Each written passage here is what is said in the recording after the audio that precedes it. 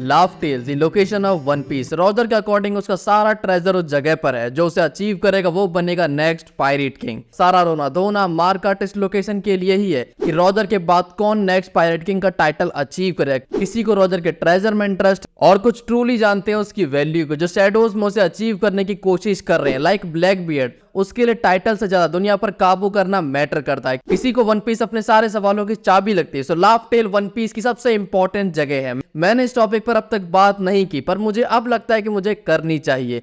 तो मैं क्या लगता है लाफ्ट टेल की लोकेशन क्या होगी और लाफ्ट टेल ही क्यों? लाफ्ट टेल की लोकेशन वन पीस की सबसे बड़ी मिस्ट्रीज में से एक है, तो आज हम उसी लोकेशन को फाइंड करेंगे। तो मेरे भाइयों, क्या आप अपने डोरा द एक्सप्लोरर का साथ दोगे? सो वीडियो को लाइक करके शुरू करते हैं अपने इस सफर को।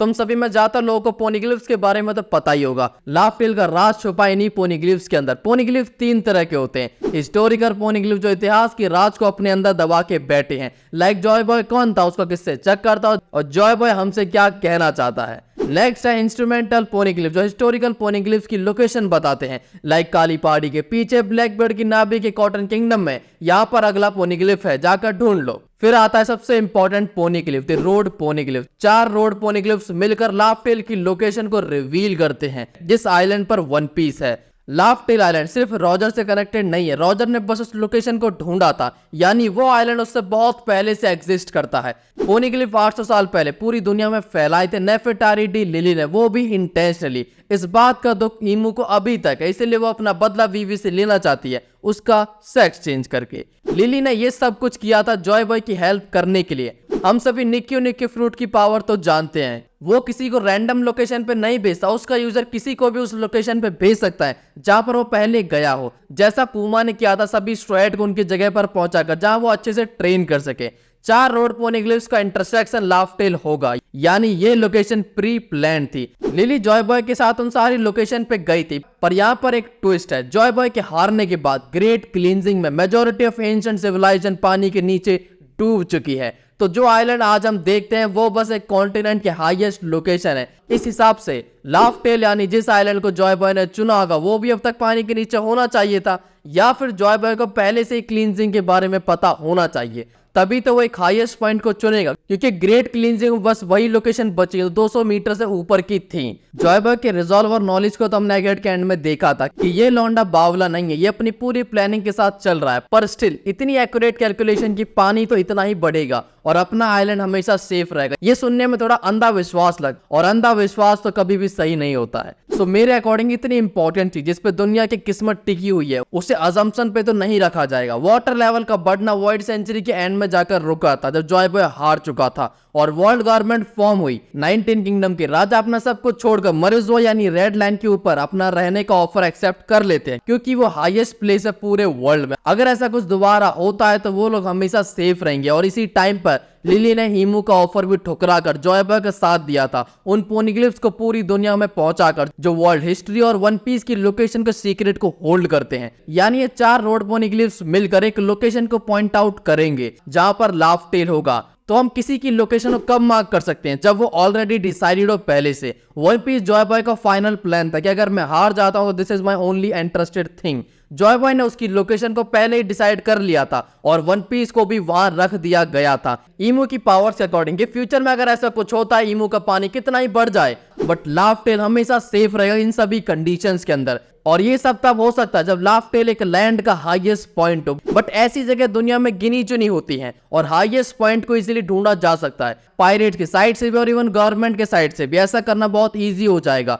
बट गवर्नमेंट सेंचुरीज से ऐसा नहीं कर पाई। उन्हें अभी तक इसकी लोकेशन के बारे में कुछ नहीं पता जहां पर वन पीस हो सकता है। रॉजर दादा दुनिया को बता के चले गए, उससे पहले ज़ेबैक चाचा थे जो गवर्नमेंट के लिए सबसे बड़ा खतरा बनकर बैठे हुए थे, तो इससे पहले भी कोई ना कोई रहा ही होगा। तो गवर्नमेंट ने कभी ना कभी ट्राई तो किया होगा कि वन पीस को ढूंढकर खत्म कर देते हैं और किस्सा ही मिट जाएगा इसके बाद। और इसके बाद ईमू अपने चेंबर में मस्त फूल और तितलियां खा सकती है। गवर्नमेंट के पास काफी टाइम था। जॉय बॉय के जाने के बाद उसके एलाइज की पावर्स भी कम हो चुकी थी और वो सभी वीक पड़ चुके थे और सारी पावर्स अब इन्हीं के हाथों में थी। स्टिल ये एक आइलैंड को नहीं खोज पाए या फिर पोनीग्लिफ्स को भी नहीं ढूंढ पाए। स्ट्रेंज, शायद उन लोगों ने लाफ्ट टेल को ढूंढने में ज्यादा एफर्ट नहीं लगाए, बट हमने इस वीडियो को बनाने में काफी एफर्ट लगाए। तो वीडियो को लाइक और चैनल को सब्सक्राइब करना ना भूले। वीकली काफी अच्छी वीडियोस इस पे आती हैं, तो मैं आगे भी और अच्छी वीडियो देखने को मिलेंगी। गवर्नमेंट का उस लोकेशन को अब तक ना ढूंढ पाने के पीछे एक बड़ा रीजन हो सकता है कि वो आइलैंड सी के ऊपर नहीं बल्कि सी के अंदर हो, यानी एक और आइलैंड फिशमैन की तरह। इस तरह से वो लोकेशन सभी पायरेट सेफ रह सकते हैं। सारी शिप उसके ऊपर से होकर जाएंगे, लेकिन किसी को पता नहीं चलेगा वन पीस ट्रेजर उनकी बुंड के नीचे से होकर गया अभी।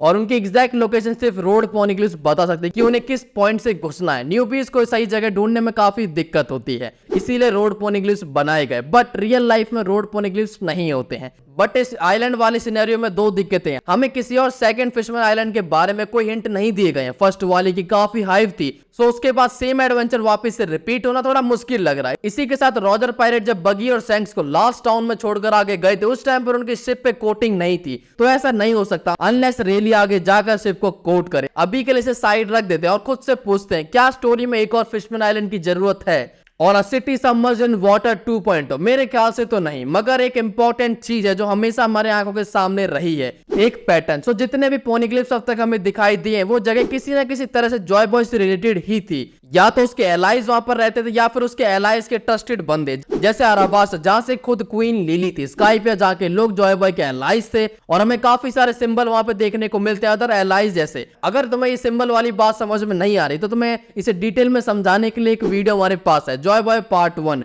जिस वीडियो के अंदर तुम्हें जॉय बॉय के पूरे एलाइज के बारे में डिटेल में समझ में आएगा। तो इस वीडियो को देखना ना भूले, पर इस वीडियो के बाद। इसी के साथ वानो, जो और फिशमैन आइलैंड के एलाइज ही इतने सालों तक पोनिग्लिफ्स को सेफ रख रहे थे किसी भी इंट्रूडर से। मोस्ट ऑफ प्लेसेस के लोग अब भूल चुके हैं कि उनके एंसेस्टर क्या प्रोटेक्ट कर रहे थे और क्यों। बट वानो, जो और फिशमैन और अराबास्टा के लोगों को पता था कि उन्हें प्रोटेक्ट क्यों करना इन चीजों को। सो क्या पता इसी तरह से जॉय बॉय एलाइज और उसके फॉलोअर्स के डिसेंडेंट अब तक लोकेशन को प्रोटेक्ट कर रहे हो, यानी लाव टेल को, ताकि वो वर्ल्ड गवर्नमेंट के हाथों में ना लग सके उसकी लोकेशन और वो आइलैंड की मिस्ट्री। इस केस में रॉजर पायरेट को भी उन लोगों को कन्विंस करना पड़ा कि मैं गुड गाय हूं, मुझे वहां पर जाने दो, मुझे बस वहां पे जाकर देखना है और कुछ नहीं। सेम केस लूफी के साथ होता है, वो जहां भी जाता है वहां के लोग उसके एलाय बन जाते हैं और बाकी काम अपने आप हो जाता है कि ये रहा रोड पोनिग्लिफ्स, ये रही मेरी लॉन्डिया, ये रहा बेडरूम, बाकी काम आप खुद कर लो। बट वेगापंक के वर्ड्स यहाँ पर थोड़ी सी कंफ्यूजन क्रिएट करते हैं। उसके शब्दों के अकॉर्डिंग कोई भी वन पीस को क्लेम कर सकता है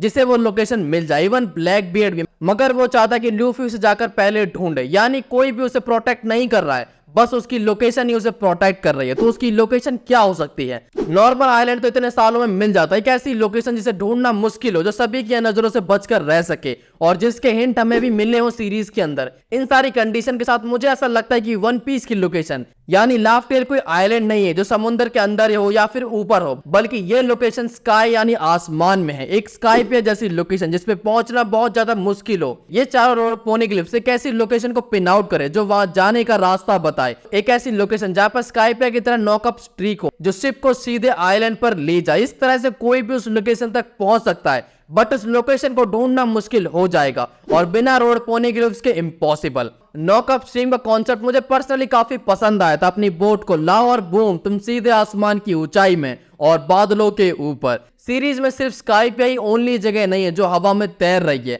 हमने वेदेरिया और बलून टर्मिनल को भी देखा है। दोनों यूनिक कॉन्सेप्ट पर बेस्ड है, तो मोस्ट लाइकली हमें ऐसी और जगह देखने को मिले जो एक दूसरे से अलग हो। बस एक चीज उन्हें कनेक्ट करती है, वो है क्लाउड के ऊपर फ्लोट करना। और वेगापंक ने भी क्लाउड मशीन को बनाया था लोगों की हेल्प करने के लिए कि अगर चीजें खराब होती हैं तो ये बहुत काम आएंगी, जैसा उसने प्रेडिक्ट किया था। तो क्लाउड का काफी बड़ा रोल आगे होने वाला है। इन सभी चीजों को एक साथ जोड़ने पे ये कंफर्म हो जाता है कि लाव टेल कोई सी का आइलैंड नहीं है, बल्कि एक स्काई आइलैंड है जहां पर जाने के लिए करेक्ट कोऑर्डिनेट और टाइमिंग की जरूरत होती है। बलून टर्मिनल्स पे हमने रियून सिटी के बारे में भी सुना था, तो मोस्ट लाइकली किसी को पता हो कि वन पीस स्काई आइलैंड में हो सकता है और उसने उसे ढूंढने के चक्कर में उस सिटी को डिस्ट्रॉय कर दिया हो। In this case Joy boy और उसके अलायंस ने पहले ही सारे प्रिवेंटिव मेजर रखे होंगे और स्काई आइलैंड काफी सारे होंगे जिन्हें ट्रेस करना बहुत मुश्किल है। आसमान में कैसी जगह होना मेरे लिए जमीन से ज्यादा सेंस बनाता है। उस जगह के पास काफी कम लोग होंगे, इसीलिए उसे ढूंढना भी मुश्किल हो जाएगा। और सभी स्काई आइलैंड के लोग अपनी दुनिया में ही खुश होते हैं, जैसा हमने एनल के साथ देखा था। वो कभी नीचे आया ही नहीं था, इसीलिए उसे पता ही नहीं था कि रबर होती क्या है।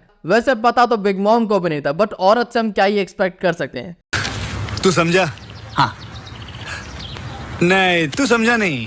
तो जरूरी नहीं कि लाव टेल एक बिल्कुल ही इनहैबिटेड आइलैंड हो, क्या पता वहां पर लोग रहते हो जिनके लिए वही एक दुनिया और बाहर की दुनिया के बारे में उन्हें कुछ पता ही ना हो। और उनके पास पावर्स भी ना, वो बस नॉर्मल कोई ट्राइब है जो अपने कल्चर को प्रिजर्व कर रही है। इसीलिए किसी पायरेट का वहां पहुंचना और वन पीस को ले लेना कोई बड़ी बात नहीं है। लाफ्ट टेल एक स्काई आइलैंड है, इसका स्ट्रॉन्ग रीजन ओडा खुद देते हैं, जिन्होंने वन पीस के पास्ट आर्क्स और कैरेक्टर्स को जोनाथन स्विफ्ट की बुक गुलिवर ट्रैवल्स को एज ए इंस्पिरेशन यूज करा, जिसके बेसिस पर गिबली स्टूडियो की 1986 में आई कासल इन द स्काई भी थी। स्काई पे का सेंडोरा हमें लपूटा की याद दिलाता है और नोलन जिसे सभी एक लायर बुलाते थे क्योंकि किसी को भी उसकी सिटी ऑफ गोल्ड पर विश्वास नहीं था। सेम केस लपूटा में पाजू के फादर का भी था, जहां पर सभी लोग उसे लायर कहते थे क्योंकि उनके अकॉर्डिंग उन्होंने लपूटा को देखा था, एक स्काई जो आसमान में उड़ रहा है। इसी तरह से काफी सारे इंसिडेंट जो उस बुक की इंस्पिरेशन है, इसीलिए लाफ्ट टेल का स्काई में होना मुझे ज्यादा बिलीव लगने लगा जब से मैंने वो मूवी देखी है। और जल्द ही मैं इस बुक और वन पीस के रेफरेंस पे डिटेल में वीडियो लाने वाला हूँ। सो इसी तरह के एडवेंचर को वापस से स्टोरी में लाना कैरेक्टर्स के लिए एक परफेक्ट स्पेस देता है। कैरेक्टर्स लाइक एनल और ओरुगे, जहाँ पर ओरुगे की भी साइड हमें क्लियर देखने को मिलेगी, वो एनल से बदला लेना चाहता है